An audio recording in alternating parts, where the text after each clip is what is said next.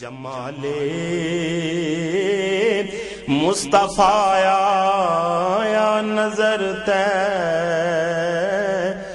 کی گلیوں میں۔ بسم اللہ الرحمن الرحیم، الحمد للہ رب العالمین والعاقبۃ للمتقین والصلاة والسلام علی سید الانبیاء والمرسلین وعلی آلہ واصحابہ وازواجہ واہل بیتہ وذریتہ اجمعین۔ اعوذ باللہ من الشیطان الرجیم، بسم اللہ الرحمن الرحیم۔ ان اللہ وملائکتہ یصلون علی النبی یا ایہا الذین آمنوا صلوا علیہ وسلموا تسلیما۔ اللہم صل علی محمد النبی الامی وعلی آلہ وسلم۔ بسم اللہ الرحمن الرحیم۔ رب اشرح لی صدری ویسر لی امری واحلل عقدۃ من لسانی یفقہوا قولی۔ بسم اللہ الرحمن الرحیم۔ وقل جاء الحق وزہق الباطل ان الباطل کان زہوقا۔ آج ہم اپنا درس نمبر 87 پڑھیں گے۔ آئیے آغاز کرتے ہیں۔ بسم اللہ الرحمن الرحیم۔ اس میں سب سے پہلے ہے ماقبل سے ربط۔ سن 5 ہجری کے واقعات اپنے اختتام کو پہنچے۔ جن غزوات اور سرایا کا ذکر ہوا، ممکن ہے کہ اس کی ترتیب میں کچھ تفاوت پایا جائے، لیکن کام صرف نقل کرنا ہے، اور ہمارا ان بزرگان دین پر مکمل بھروسہ ہے جن کی کتب سے ہم نے مواد اکٹھا کیا، جیسے مولانا محمد ادریس کاندھلوی رحمۃ اللہ علیہ، علامہ شبلی نعمانی رحمۃ اللہ علیہ، مولانا سید سلیمان ندوی رحمۃ اللہ علیہ، شاہ عبد الحق محدث دہلوی رحمۃ اللہ علیہ وغیرہ۔ نیکسٹ ہماری جو ہیڈنگ ہے وہ ہے آقائے دو جہاں صلی اللہ علیہ وآلہ وسلم کی زندگی اور فریضہ جہاد۔ ہم نبی پاک صلی اللہ علیہ وآلہ وسلم کی حیات مبارکہ پڑھ رہے ہیں۔ ہم نے دیکھا کہ رسول اللہ صلی اللہ علیہ وآلہ وسلم کی جنگی مہمات تاریخ اسلام کا ایک روشن باب ہیں۔ طبعی طور پر دیکھا جائے تو آپ صلی اللہ علیہ وآلہ وسلم کی عمر مبارک ضعف کی طرف گامزن تھی، لیکن آپ صلی اللہ علیہ وآلہ وسلم نے باطل قوتوں کی سرکشی کو روکنے اور ان کے فساد کو ختم کرنے کے لیے جہاد ہی کو اپنایا، اور جب بھی امت مسلمہ نے اس فریضہ اور رسول اللہ صلی اللہ علیہ وآلہ وسلم کے اس طریقے کو زندہ کیا تو بے سر و سامانی کے باوجود ناقابل یقین مثالیں دنیا نے دیکھیں۔ محمد بن قاسم، طارق بن زیاد، صلاح الدین ایوبی، محمود غزنوی، ٹیپو سلطان وغیرہ رحمۃ اللہ علیہم جیسے لوگوں نے جب اس شعبے کو اتباع رسول صلی اللہ علیہ وآلہ وسلم میں اپنایا تو اللہ سبحانہ و تعالی نے کامیابی اور قبولیت کی وہ معراج عطا کی کہ وہ دنیا والوں کے لیے قابل رشک بن گئے۔ رسول اللہ صلی اللہ علیہ وآلہ وسلم کے یہ مبارک غزوات و سرایا مجاہدین اسلام کے لیے قیامت تک کے لیے مشعل راہ ہیں۔ جیسا کہ ہم نے سنا کہ غزوہ خندق اور غزوہ بنو قریظہ کے بعد بھی یہ سلسلہ ختم نہیں ہوا۔ حضور صلی اللہ علیہ وآلہ وسلم کا یہ سفر آخری سانس تک جاری رہا۔ وہ ذات کہ جس کے ایک اشارے پر مٹی سونا بن جائے، اس نے نہ کبھی پیٹ بھر کر کھایا اور نہ کبھی رات چین سے سو کر گزاری۔ جزا اللہ عنا محمد ما ہوا اہلہ۔ نیکسٹ ہیڈنگ ہے واقعات و غزوات سن 6 ہجری۔ غزوہ ذی قرد۔ قرد ایک چشمے کا نام ہے جس جگہ یہ غزوہ پیش آیا۔ اس غزوے کو غزوہ غابہ بھی کہا جاتا ہے۔ غابہ گھنے درختوں کو کہتے ہیں۔ غزوے کا سبب: غزوہ بنی لحیان سے واپسی کے بعد رسول اللہ صلی اللہ علیہ وآلہ وسلم نے چند ہی دن مدینہ شریف میں گزارے تھے کہ عینہ ابن حصن نے کچھ سواروں کے ساتھ اس چراگاہ پر یعنی مقام ذی قرد پر حملہ کیا جہاں رسول اللہ صلی اللہ علیہ وآلہ وسلم کے اونٹ چرتے تھے۔ حضرت ابو ذر غفاری رضی اللہ تعالی عنہ نے رسول اللہ صلی اللہ علیہ وآلہ وسلم سے اجازت چاہی کہ ہم اس اونٹوں کے ریوڑ کے ساتھ رہنا چاہتے ہیں تاکہ اس کی حفاظت کر سکیں۔ اس پر آپ صلی اللہ علیہ وآلہ وسلم نے فرمایا کہ عینہ اور اس کے ساتھیوں سے مجھے خطرہ ہے کہ کہیں اچانک وہ حملہ نہ کر دیں، مگر حضرت ابو ذر غفاری رضی اللہ تعالی عنہ اصرار کرنے لگے۔ آخر آپ صلی اللہ علیہ وآلہ وسلم نے فرمایا، مجھے ایسا نظر آ رہا ہے کہ تمہارا بیٹا شہید کر دیا جائے گا اور تمہاری بیوی کو گرفتار کر لیا جائے گا۔ رسول اللہ صلی اللہ علیہ وآلہ وسلم کی سچی پیش گوئی۔ حضرت ابو ذر غفاری رضی اللہ تعالی عنہ اس واقعے کے بارے میں اکثر فرمایا کرتے تھے کہ میرے ساتھ رسول اللہ صلی اللہ علیہ وآلہ وسلم کا معاملہ بڑا ہی عجیب ہوا۔ آپ صلی اللہ علیہ وآلہ وسلم نے پہلے ہی فرما دیا تھا کہ مجھے ایسا نظر آ رہا ہے۔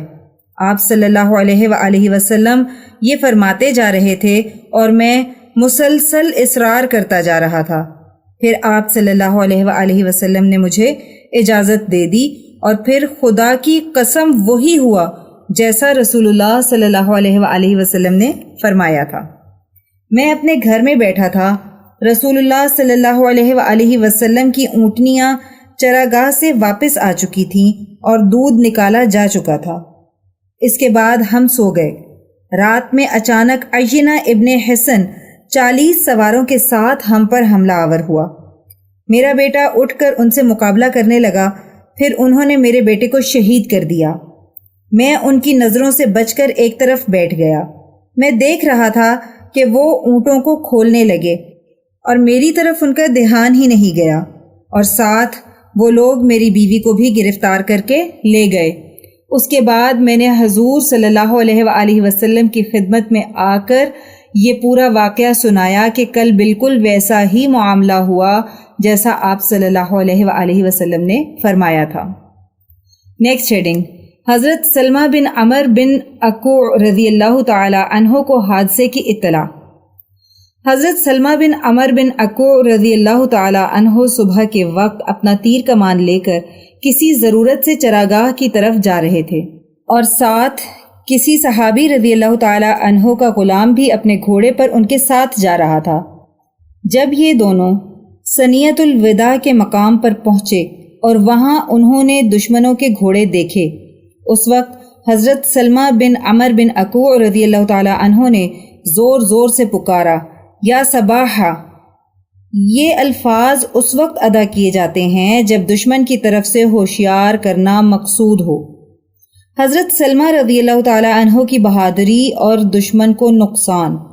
اس کے بعد حضرت سلمہ رضی اللہ تعالی عنہ دشمن کے تعاقب میں دوڑے اور تیر برسانے شروع کیے۔ حضرت سلمہ رضی اللہ تعالی عنہ تیر برساتے جاتے اور کہتے جاتے، خذھا وانا ابن الاکوع والیوم یوم الرضع۔ یہ لو تیر، میں اکوع کا بیٹا ہوں اور آج کا دن ہلاکت و بربادی کا دن ہے۔ حضرت سلمہ رضی اللہ تعالیٰ عنہ فرماتے ہیں کہ جو دشمن پیدل تھے، میں کبھی ان کے پاؤں میں تیر مارتا اور کبھی کسی گھڑ سوار پر حملہ کرتا، اور جب حملہ آوروں کا لشکر کسی پہاڑ میں چھپ جاتا تو میں پہاڑ کے اوپر پہنچ کر ان پر پتھر برساتا۔ جب حضرت سلمہ رضی اللہ تعالی عنہ نے یا صباحا کہہ کر صدا دی تھی، اس وقت ان کی یہ صدا رسول اللہ صلی اللہ علیہ وآلہ وسلم تک بھی پہنچی تھی۔ یہ رسول اللہ صلی اللہ علیہ وآلہ وسلم کا معجزہ تھا کہ فاصلوں کو سمیٹ دیا گیا تھا۔ مسلمان لشکر کی روانگی۔ اس کے بعد رسول اللہ صلی اللہ علیہ وآلہ وسلم نے مدینہ شریف میں اعلان کروا دیا کہ دشمنوں کا پیچھا کرنے کے لیے چلو۔ صحابہ رضی اللہ عنہم آپ صلی اللہ علیہ وآلہ وسلم کی خدمت میں آنا شروع ہو گئے، جن میں حضرت مقداد بن اسود رضی اللہ تعالی عنہ، حضرت عباد بن بشر رضی اللہ تعالی عنہ، حضرت سعد بن زید رضی اللہ تعالی عنہ، حضرت اسید بن حضیر رضی اللہ تعالی عنہ، حضرت عکاشہ بن محسن رضی اللہ تعالی عنہ، حضرت ابو قتادہ رضی اللہ تعالی عنہ اور حضرت ابو عیاش رضی اللہ تعالی عنہ شامل تھے۔ رسول اللہ صلی اللہ علیہ وآلہ وسلم نے حضرت سعد بن زید رضی اللہ تعالی عنہ کو ان کا امیر مقرر فرمایا اور حکم فرمایا کہ دشمنوں کی تلاش میں جاؤ، میں بھی آ رہا ہوں۔ حضرت ابو عیاش رضی اللہ تعالی عنہ کو اپنے قول پر تعجب۔ رسول اللہ صلی اللہ علیہ وآلہ وسلم نے حضرت ابو عیاش رضی اللہ تعالی عنہ سے فرمایا، اگر تم اپنا گھوڑا کسی اچھے سوار کو دے دو تو بہتر ہے، وہ تم سے پہلے دشمنوں کے پاس پہنچ جائے گا۔ حضرت ابو عیاش رضی اللہ تعالی عنہ نے عرض کیا، یا رسول اللہ صلی اللہ علیہ وآلہ وسلم، میں بھی اچھا سوار ہوں۔ حضرت ابو عیاش رضی اللہ تعالی عنہ فرماتے ہیں کہ میں گھوڑے پر سوار ہوا، خدا کی قسم ابھی 50 قدم ہی میرا گھوڑا نہ چلا تھا کہ اس نے مجھے پھینک دیا۔ اس وقت مجھے اپنے قول پر تعجب ہوا کہ رسول اللہ صلی اللہ علیہ وآلہ وسلم نے مجھ سے فرمایا تھا کہ تم اپنے گھوڑے کو کسی اچھے سوار کو دے دو، اور میں نے کہا تھا کہ میں اچھا سوار ہوں۔ اس کے بعد رسول اللہ صلی اللہ علیہ وآلہ وسلم نے یہ گھوڑا حضرت معاذ بن معاذ رضی اللہ تعالی عنہ کو عنایت فرمایا۔ حضرت محرز بن نضلہ رضی اللہ تعالی عنہ کی شہادت۔ سب سے پہلے سوار جو دشمنوں کے پاس پہنچے وہ حضرت محرز بن نضلہ رضی اللہ تعالی عنہ تھے۔ ان کو احزم اور بعض قمیر بھی کہتے ہیں۔ جب گھڑ سوار مدینے سے نکل کر روانہ ہونے لگے تو محمد بن مسلمہ رضی اللہ تعالی عنہ کے باغ میں ایک گھوڑا رسی سے بندھا ہوا تھا۔ وہ گھوڑا دوسرے گھوڑوں کی آواز سن کر ہنہنانے لگا۔ بعض عورتوں نے اس گھوڑے کو باغ میں دوڑتے ہوئے دیکھ کر قمیر سے کہا، اے قمیر، تم اس گھوڑے پر سوار ہو جاؤ اور لشکر سے جا ملو۔ فرماتے ہیں کہ میں اس گھوڑے پر سوار ہو گیا اور بہت جلد لشکر کے پاس پہنچ گیا اور دشمن کی فوج میں گھس کر ان کا قتل کرنا شروع کر دیا اور ان سے کہنے لگا کہ ہمارے ساتھی ابھی تم کو گھیر لیں گے۔ ان کا یہ فرمانا تھا کہ اچانک کسی نے ان پر حملہ کر کے شہید کر دیا، اور جس گھوڑے پر وہ سوار تھے وہ گھوڑا خود اسی باغ میں دوڑ کر پھر سے واپس آ گیا۔ رسول اللہ صلی اللہ علیہ وآلہ وسلم کا لشکر کی جانب تشریف لے جانا۔ حضور صلی اللہ علیہ وآلہ وسلم نے حضرت عبداللہ بن ام مکتوم رضی اللہ تعالی عنہ کو مدینہ شریف میں اپنا قائم مقام مقرر فرمایا اور لشکر کی جانب تشریف لے گئے۔ دشمنوں کے لشکر میں حبیب بن عینہ کو حضرت ابو قتادہ رضی اللہ تعالی عنہ نے قتل کیا اور اپنی چادر اس پر اڑا دی۔ جب حضور صلی اللہ علیہ وآلہ وسلم اور صحابہ رضی اللہ عنہم کا لشکر وہاں سے گزرا تو دیکھا کہ حضرت ابو قتادہ رضی اللہ تعالی عنہ کی چادر اوڑھے ہوئے ایک شخص مقتول پڑا ہے۔ صحابہ رضی اللہ عنہم نے انا للہ و انا الیہ راجعون پڑھی تو آپ صلی اللہ علیہ وآلہ وسلم نے فرمایا، یہ حضرت ابو قتادہ رضی اللہ تعالی عنہ نہیں بلکہ یہ وہ شخص ہے جسے ابو قتادہ رضی اللہ تعالی عنہ نے قتل کیا ہے۔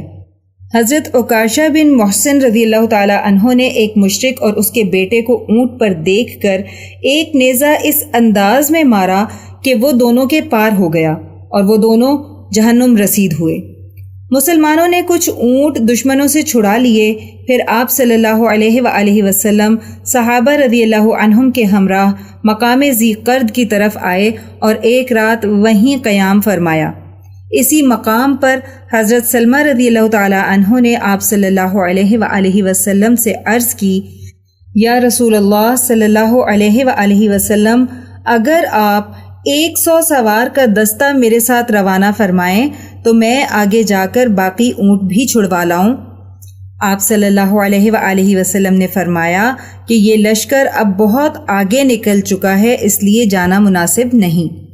حضرت ابو ذر غفاری رضی اللہ تعالی عنہ کی زوجہ کا نظر ماننے پر رسول اللہ صلی اللہ علیہ وآلہ وسلم کا نصیحت فرمانا۔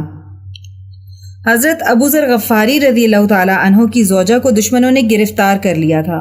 وہ کسی طرح دشمنوں کے لشکر سے اپنے آپ کو چھڑا کر حضور صلی اللہ علیہ وآلہ وسلم کے اونٹوں میں سے ایک اونٹ پر سوار ہو کر آئیں۔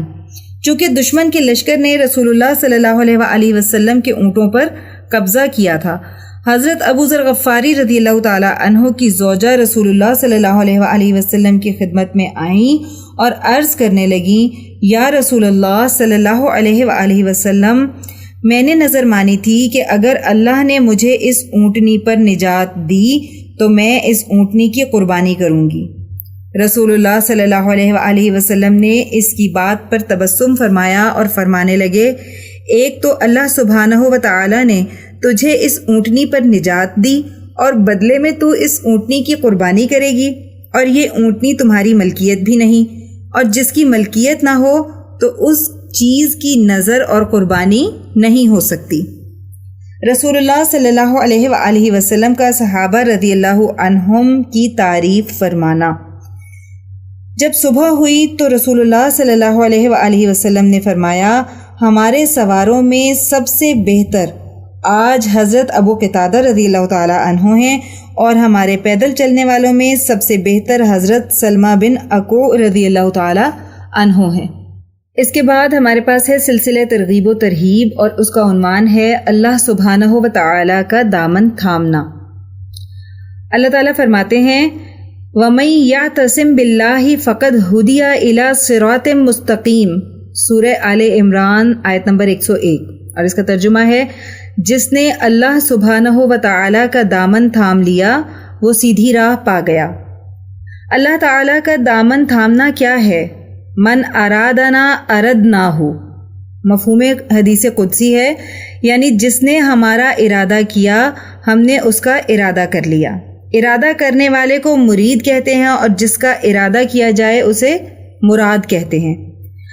جو شخص اللہ سبحانہ و تعالی کا ارادہ کر لے اور دل اس کا اللہ کے ارادے میں فنا ہو جائے تو وہ مرید بن جاتا ہے۔ یعنی جب بندہ ارادہ کر لے اللہ کا تو مرید بنتا ہے، اور جب اللہ ارادہ کر لے بندے کا تو وہ بندہ مراد بنتا ہے۔ اس کا مطلب یہ ہے کہ بندہ پہلے طالب بنا تھا، پھر مطلوب بن جاتا ہے، اور پہلے محب یعنی محبت کرنے والا بنا تھا، اور پھر محبوب بن جاتا ہے۔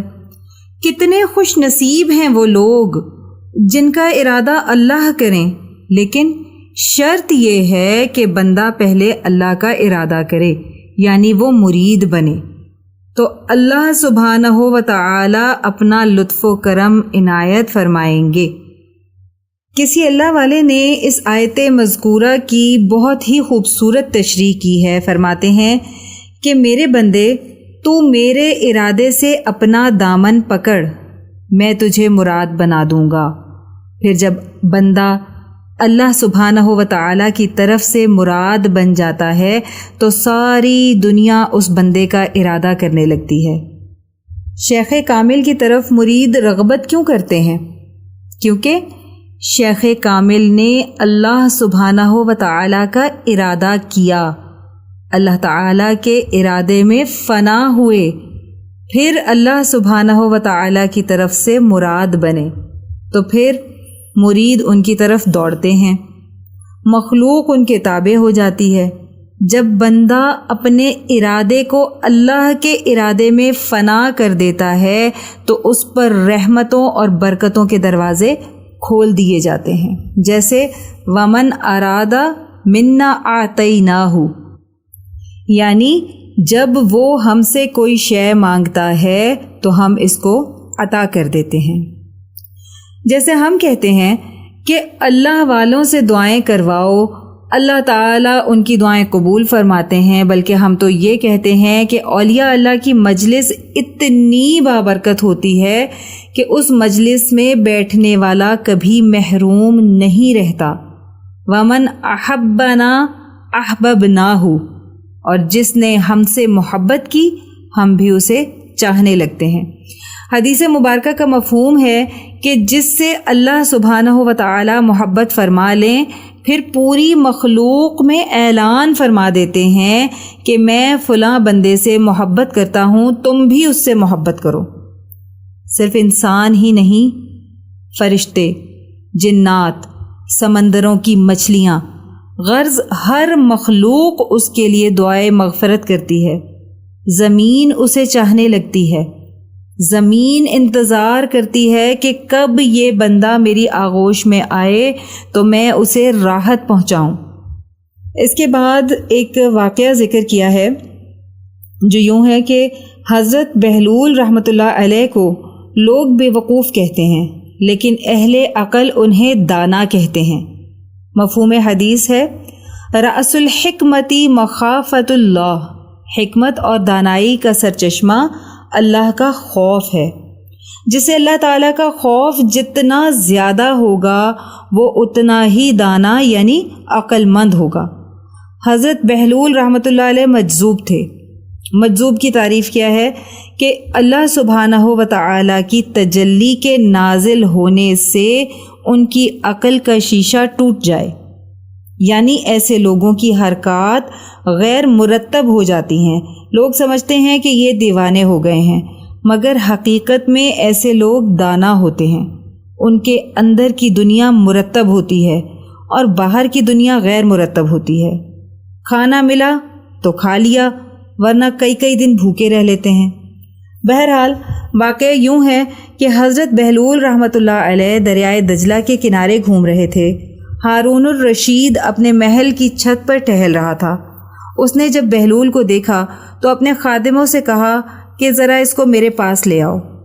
چھت پر جو خادم تھے انہوں نے اوپر سے ڈولی بھیجی اور نیچے والے خادموں کو اشارہ کیا کہ بہلول رحمۃ اللہ علیہ کو اس ڈولی میں ڈال دو۔ 2 لمحوں کے بعد حضرت بہلول رحمۃ اللہ علیہ بادشاہ ہارون الرشید کے سامنے تھے۔ بادشاہ نے بہلول رحمۃ اللہ علیہ سے پوچھا، آپ اللہ تک کیسے پہنچے؟ بہلول رحمۃ اللہ علیہ نے مسکرا کر کہا، جیسے میں آپ کے پاس ابھی پہنچا ہوں۔ بادشاہ نے کہا، میں آپ کی بات نہیں سمجھا۔ بہلول رحمۃ اللہ علیہ نے کہا کہ اگر مجھے خود آنے کی چاہت ہوتی تو پہلے میں دیوان خانے جاتا، درخواست لکھ کر لے جاتا، درخواست جمع ہوتی، پھر وہ درخواست کئی واسطوں سے ہو کر آپ کے پاس پہنچتی، پھر آپ مجھے ملاقات کا وقت دیتے، 6 ماہ بعد یا 1 سال کے بعد کا، اور جب ملاقات کا وقت ہوتا تو اچانک شاہی مہمان آ جاتے اور پھر میری اور آپ کی ملاقات منسوخ ہو جاتی، پھر مہینے اور سال لگ جاتے، لیکن ابھی آپ نے چاہا مجھ سے ملاقات ہو جائے تو 2 لمحے بھی نہ لگے۔ خلاصہ کلام یہی ہے کہ جس نے اپنے ارادے کو اللہ تعالیٰ کے ارادے میں فنا کر دیا پھر وہ مراد بن جاتا ہے، پھر قرب حاصل کرنا چاہے تو 2 گھڑی بھی نہیں لگتی۔ یہاں ہمارا درس نمبر 87 مکمل ہو گیا۔ آئیے دعا کر لیتے ہیں۔ اللہم صلی علی محمد النبی الامی وعلی آلہ وسلم۔ یا اللہ، ہماری اس ادنا سی کوشش کو قبول و منظور فرما لیں اور اس کو ہماری بخشش کا ذریعہ بنا دیں۔ اس کو قیامت تک امت کے لیے ہدایت اور عشق نبی صلی اللہ علیہ وآلہ وسلم کا ذریعہ بنا دیں۔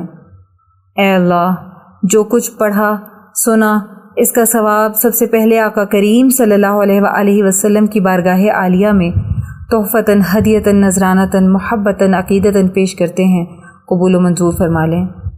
نبی کریم صلی اللہ علیہ وآلہ وسلم کی برکت اور وسیلہ جمیلہ سے اس کا ثواب تمام انبیاء کرام، خلفائے راشدین، امہات المؤمنین، اہل بیت اطہار، صحابہ کرام، صحابیات، بزرگان دین، اولیاء اللہ، شہداء، صدیقین، صالحین، مؤمنین، مؤمنات، مسلمین، مسلمات کو پیش کرتے ہیں، قبول و منظور فرما لیں۔ الہی، اس کا ثواب سلسلہ قاسمیہ، عزیزیہ، نقشبندیہ، مجددیہ کے تمام بزرگان، بالخصوص شیخ الاولیاء حضرت مولانا مہر محمد صاحب رحمۃ اللہ علیہ، شیخ الحدیث حضرت مولانا عبدالحکیم صاحب رحمۃ اللہ علیہ اور شیخ الاسلام حضرت مولانا محمد عبدالعلیم قاسمی صاحب رحمۃ اللہ علیہ کو پہنچا دیں اور ہمارے بزرگان کے درجات کو اور بھی زیادہ بلند فرما دیں اور ان پر اپنی رحمت خاصہ کا نزول فرما دیں۔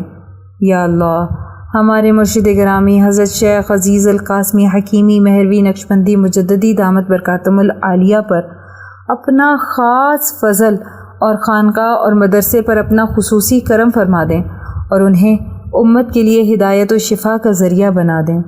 آمین بحرمت سید المرسلین صلی اللہ علیہ وآلہ وسلم۔ سبحان ربک رب العزت عما یصفون وسلام علی المرسلین والحمد للہ رب العالمین۔